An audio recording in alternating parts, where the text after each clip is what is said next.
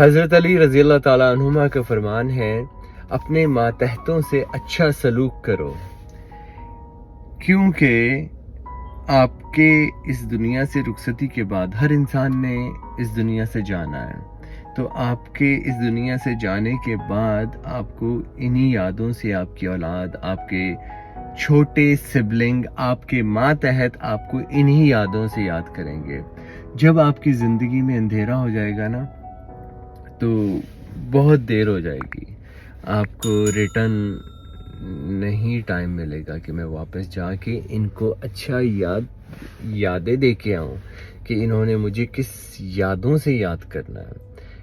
میری قریب جو مائی سیلف یہاں اچھی یادیں دیتے جاؤ، ہر کسی کو اچھا زبان کے ساتھ، اچھے اخلاق کے ساتھ۔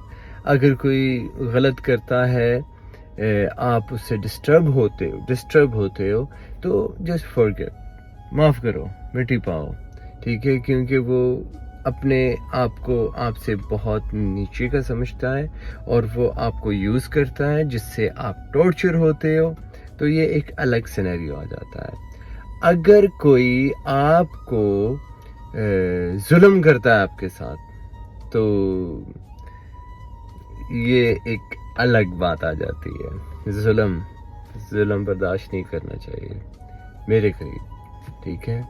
اور آج کا پیغام یہ ہے کہ اچھا برتاؤ کرو اپنے چھوٹے سبلنگز کے ساتھ، اپنے ماتحت کے ساتھ، اپنے نوکروں کے ساتھ، اپنے والدین کے ساتھ، کیونکہ بڑھاپے میں میرے قریب بڑھاپے میں جا کے نا آپ کے ماں باپ بھی آپ کے ماتحت ہو جاتے ہیں، ان کو آپ کی ضرورت ہوتی ہے۔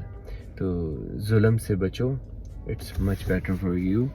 اور یہی سوچ لو کہ موت کا کوئی ٹائم مقرر نہیں ہوتا، اچھی یادیں دو آپ کو، آپ کے اس دنیا کے سے نیکسٹ دنیا میں جانے کے لیے آپ کو اچھا یاد کریں لوگ۔ ظلم نہ کرو، اسپیشلی اپنے چھوٹے سبلنگس کے ساتھ، اپنے بیوی بچوں کے ساتھ گالیاں مت دو، اچھے اخلاق سے پیش آؤ، کیونکہ آپ کی اولاد آپ کو آپ کی یہی چیزوں سے سمجھتی، سیکھتی اور یہ سب کچھ کرتی ہے۔